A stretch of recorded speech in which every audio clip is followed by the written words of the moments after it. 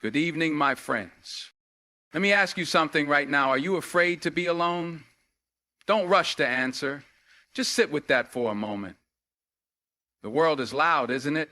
Noise everywhere, voices, opinions, expectations, pushing you, pulling you, and telling you what you need to be, where you need to go, who you need to be with. But here's the thing. When the noise fades, and you're left standing there, just you and your shadow, can you look yourself in the eye and say, I'm enough? Because that's where it starts. Happiness doesn't begin when someone else walks into your life. It doesn't start with the applause or the validation. It begins the moment you decide to stop searching for what's outside of you and start embracing what's within you. I know what some of you might be thinking. Easy for you to say, you don't know what it's like to sit in the quiet and feel the ache of loneliness. And you're right, I don't know your story. I don't know the battles you fought, the nights you've cried, or the emptiness you felt. But I do know this, being alone isn't the same as being lonely. Let me say that again, being alone isn't the same as being lonely. Loneliness is a state of mind. Being alone is an opportunity. It's a canvas waiting for you to paint your masterpiece. But the brush is in your hand, and the colors are inside you. When you're alone, you're not abandoned, you're free. Think about that. You're free from the distractions, the demands, the compromises. You're free to breathe deeply and ask yourself the tough questions. Who am I? What do I want? What makes me come alive? Too often, we let the world dictate our worth. We tie it to relationships, to careers, to status.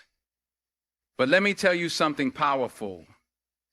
Your worth is not up for negotiation. It's not something you earn or lose. It's something you claim. To own your space, whether it's a tiny apartment, a park bench, or a quiet corner of your mind, own it. Fill it with the things that bring you joy, that spark your curiosity, that remind you of who you are. Most people are afraid of solitude because it forces them to confront themselves. But here's the secret. Solitude isn't the enemy. It's your greatest ally. When you're alone, you have the chance to listen, to really listen. Not to the noise of the world, but to the whispers of your soul. What is it telling you? What dreams have you buried because you were too busy chasing someone else's approval? What passions have you ignored because you thought they wouldn't matter to anyone else? Now's the time to dig them up, to nurture them, to fall in love with the person you are and the person you're becoming. Read books that expand your mind. Write down your thoughts, even if they're messy and raw. Take long walks and let the rhythm of your footsteps match the beat of your heart. Dance in your living room like no one's watching, because no one is. And that's the beauty of it. Being happy alone doesn't mean shutting the world out.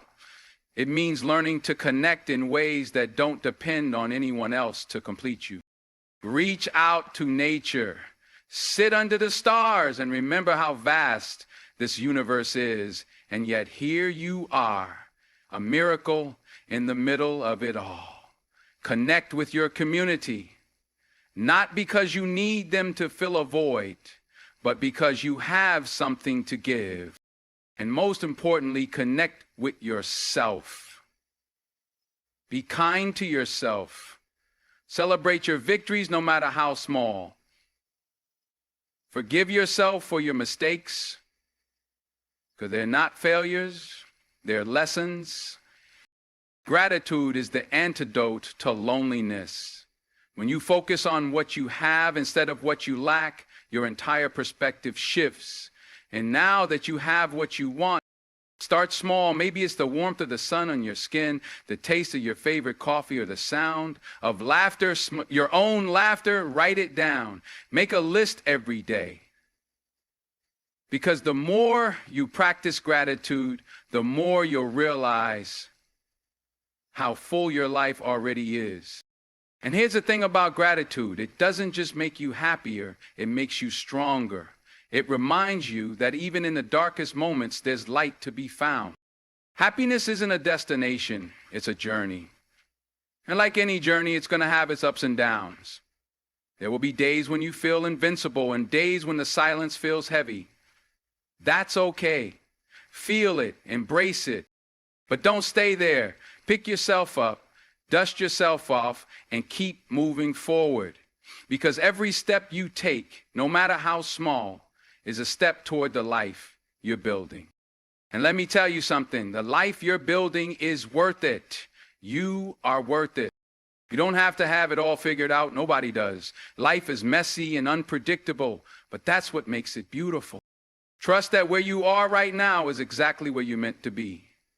Trust that every challenge, every heartbreak, every lonely night is shaping you into the person you're destined to become.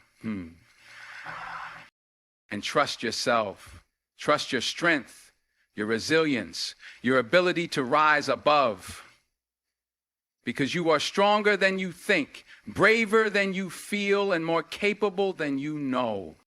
So how do you be happy alone? You stop looking for happiness in the external and start cultivating it within. You learn to love your own company, to embrace your solitude, to find joy in the simple moments. And when you do that, something magical happens. You stop needing the world to validate you. You stop chasing love and start attracting it. Because the truth is, the happiest people aren't the ones who have everything. They're the ones who've learned to be enough for themselves. So tonight I challenge you. Step into the quiet. Embrace the stillness. Face yourself with courage and compassion. And know that in that moment, you're not alone. You're home.